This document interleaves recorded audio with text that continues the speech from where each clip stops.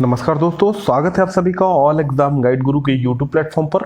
25 अगस्त 2020 के current affair के महत्वपूर्ण बिंदु पर विस्तार से चर्चा शुरू करते हैं। आज का पहला क्वेश्चन है, हाल ही में नुआखाई उत्सव कहाँ मनाया गया? ऑप्शन दिए गए हैं मणिपुर, अरुणाचल प्रदेश, ओडिशा और आंध्र प्रदेश। तो दोस्तों, नुआखाई उत्सव का आयोजन किया गया है ओडिशा राज्य में और यह प्रतिवर्ष मनाया जाने वाला फसल उत्सव है। नई फसल जब भी आती है, नई फसल के स्वागत करने के लिए उत्सव मनाया जाता है। नुआ का तात्पर्य होता है नया और खाई का मतलब होता है भोजन। तो नई फसल के स्वागत करने के लिए नुआखाई फसल उत्सव मनाया जाता है उड़ीसा में। उड़ीसा की बात कर लें दोस्तों, तो उड़ीसा की राजधानी है भुवनेश्वर। यहाँ के सीएम हैं श्री नवीन पटनायक। नवीन पटनायक वर्तमान में उड़ीसा के मुख्यमंत्री हैं। श्री गणेशी लाल उड़ीसा के राज्यपाल हैं। उड़ीसा में कोणार्क का प्रसिद्ध सूर्य मंदिर यूनेस्को की विश्व विरासत सूची में शामिल स्थल है। उड़ीसा में भितरकनिका तथा सिमलीपाल जैसे प्रसिद्ध नेशनल पार्क स्थित हैं। अगले क्वेश्चन की ओर बढ़ते हैं।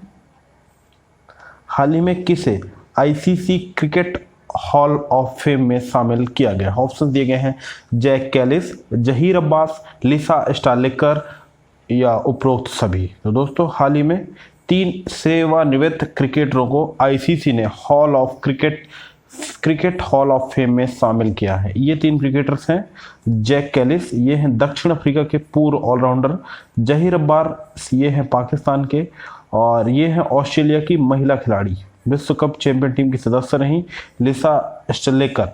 इन सभी को ICC cricket of hall fame में शामिल किया गया। इस प्रश्न का सही उत्तर दोस्तों ऑप्शन डी। आईसीसी की बात कर लें, इंटरनेशनल क्रिकेट काउंसिल, यह अंतर्राष्ट्रीय स्तर पर क्रिकेट की सर्वोच्च नियामक संस्था है। इसका हेडक्वार्टर है दुबई में। और हाल ही में आईसीसी के जो प्रेसिडेंट थे शशांक मनोहर, उन्होंने त्याग पत्र दे दिया है। और ये शशांक मनोहर कहाँ के थे? भारतीय के। और वर्तमान में आईसीसी के सीईओ, चीफ एग्जीक्यूटिव ऑफिसर्स के तौर पे कार्य कर रहे हैं मनु साहनी, ये भारतीय हैं। अगले क्वेश्चन को बढ़ते हैं।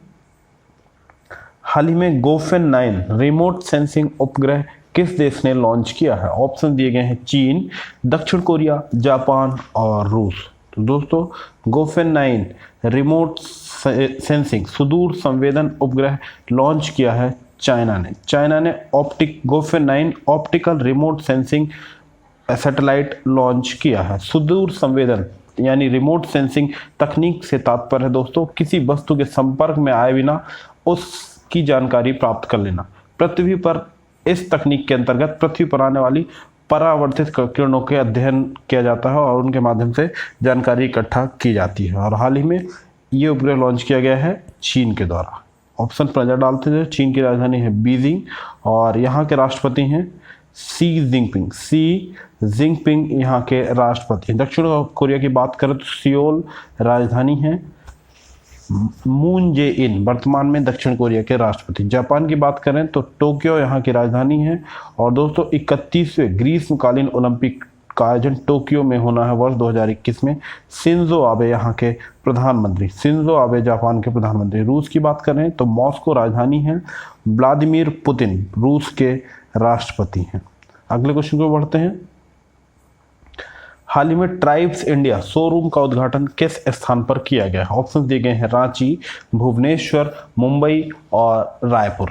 दोस्तों, हाल ही में जनजातीय मामलों के मंत्री श्री अर्जुन मुंडा जी के द्वारा वीडियो कॉन्फ्रेंसिंग के माध्यम से महाराष्ट्र की राजधानी मुंबई में ट्राइब्स इंडिया शोरूम का उद्घाटन किया गया। इसका उद्देश्य जनजातियों द्वारा उत्पादित तथा वनोपजों को एक बड़ा बाजार प्रदान करना होगा इस शोरूम के माध्यम से। और इसका उद्घाटन किया है जनजातीय मामलों के मंत्री श्री अर्जुन मुंडा के द्वारा। और ये जो शोरूम है ये बनाया गया है दोस्तों ट्राइफेड के द्वारा। ट्राइफेड क्या है?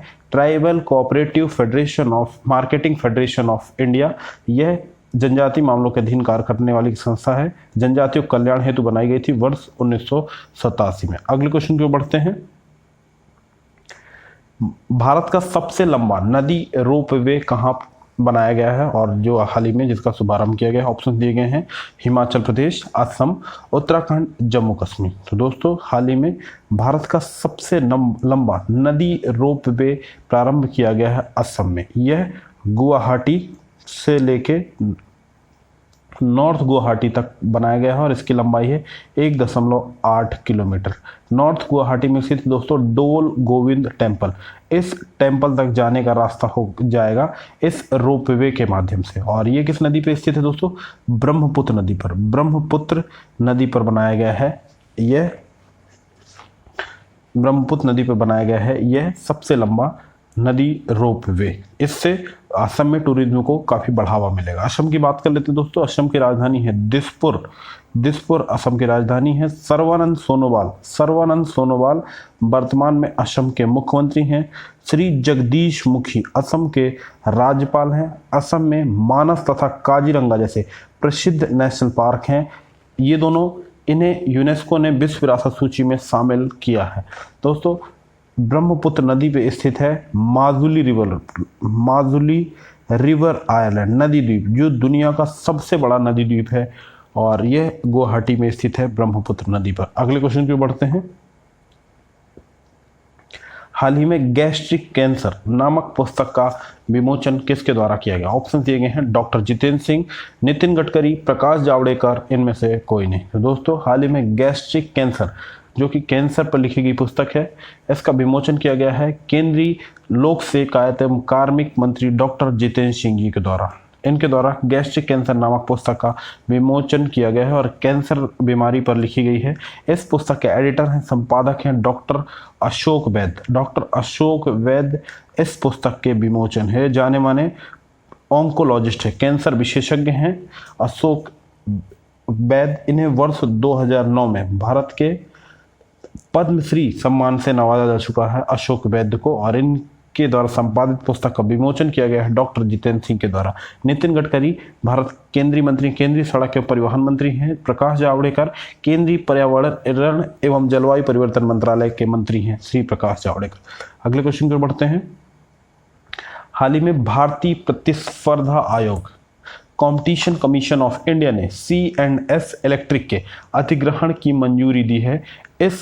इसका अधिग्रहण किस कंपनी के द्वारा किया जाएगा? ऑप्शन दिए गए हैं ABB, सीमेंस, जनरल इलेक्ट्रिक और L&T। दोस्तों CCI competition commission of India के द्वारा C&S इलेक्ट्रिक, जो कि भारतीय कंपनी है, इस कंपनी का अधिग्रहण किया जा रहा है जर्मनी की मल्टीनेशनल कंपनी सीमेंस के द्वारा। सीमेंस एक मल्टीनेशनल कंपनी है, इलेक्ट्रिक कंपनी है, यह कहाँ की? जर्मनी की। इसके द्वारा अधिग्रहण किया जा रहा है C&S इलेक्ट्रिक कंपनी का। ABB की बात कर लें दोस्तों तो यह भी मल्टीनेशनल इलेक्ट्रिकल कंपनी है और यह है दोस्तों फिनलैंड बेस्ड कंपनी है। General electric US based company है और सीमेंस है जर्मनी की। CCI पे नजर डालते हैं दोस्तों। भारतीय प्रतिस्पर्धा आयोग कंपटीशन कमीशन ऑफ इंडिया, यह एक भारत सरकार के द्वारा स्थापित वैधानिक संस्था है जिसकी स्थापना CCI एक्ट 2002 के तहत वर्ष 2003 में हुई। इसका हेडक्वार्टर है नई दिल्ली में और इसका उद्देश्य स्वस्थ बाजार परंपरा को बनाए रखना है। और वर्तमान में अशोक कुमार गुप्ता वर्तमान में CCI के चेयरमैन के पद पर कार्य कर रहे हैं। अगले क्वेश्चन की ओर बढ़ते हैं। हाल ही में भारतीय खेल प्राधिकरण स्पोर्ट्स अथॉरिटी ऑफ इंडिया ने पाठशाला शुरू करने के लिए किस महासंघ के साथ समझौता किया? ऑप्शन दिए गए हैं AIFF, all India football federation, hockey India, BCCI, board of cricket control in India. दोस्तों sports of authority of India ने खेलों को रचनात्मक बनाने तथा खिलाड़ियों को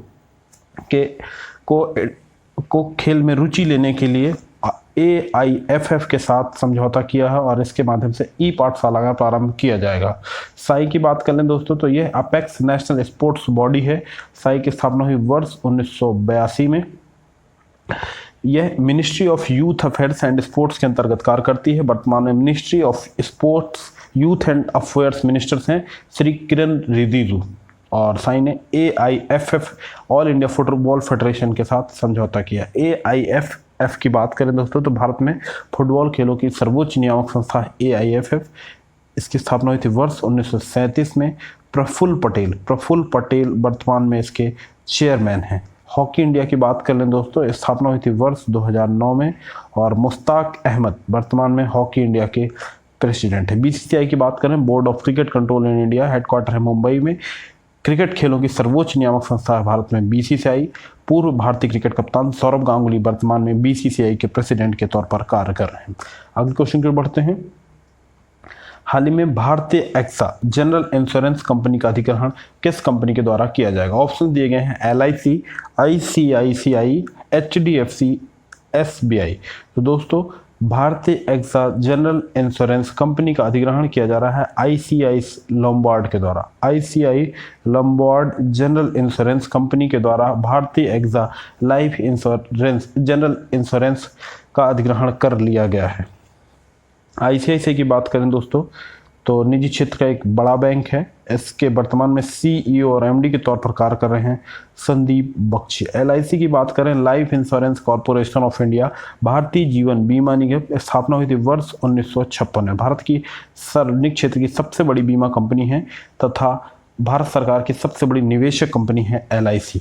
इसके वर्तमान में प्रेसिडेंट के चेयरमैन के तौर पर MR कुमार LIC के चेयरमैन है। HDFC के हाल ही में CEO बनाए गए हैं शशिधर जगदीशन। SBI की बात करें, स्टेट बैंक ऑफ इंडिया, भारतीय स्टेट बैंक, स्थापना हुई वर्ष 1955 में और सार्वजनिक क्षेत्र का सबसे बड़ा बैंक है स्टेट बैंक ऑफ इंडिया। वर्तमान में इसके चेयरमैन के रूप में कार्य कर रहे हैं रजनीश कुमार। अगले क्वेश्चन जो बढ़ते हैं। हाल ही में गोपाल स्वामी कस्तूरी रंगन का निधन हो गया, उनका संबंध है? ऑप्शन दिए गए हैं विज्ञान, साहित्य, पत्रकारिता और खेल। दोस्तों गोपाल स्वामी कस्तूरी रंगन पूर्व भारतीय क्रिकेटर रहे हैं और बीसीसीआई के प्रशासक भी रहे हैं, बीसीसीआई के क्यूरेटर भी रहे हैं गोपाल स्वामी कस्तूरी रंगन। रणजी ट्रॉफी में कर्नाटक टीम का प्रतिनिधित्व किया गोपाल स्वामी कस्तूरी रंगन में और हाल ही में इनका निधन हो गया है, यानी इनका संबंध है खेल से। इस प्रश्न का सही उत्तर दोस्तों ऑप्शन डी खेल। दोस्तों आप आज का वीडियो आपको कैसा लगा? कमेंट बॉक्स के माध्यम से अपने अमूल्य सुझाव अवश्य दें। आपके सुझाव हमारे मार्गदर्शन का कार्य करेगा। यदि आप चैनल पर नए हैं तो चैनल को शीघ्र सब्सक्राइब कर लें तथा आने वाले समस्त वीडियो से अपडेट रहने के लिए बेल आइकन को दबाएं। धन्यवाद।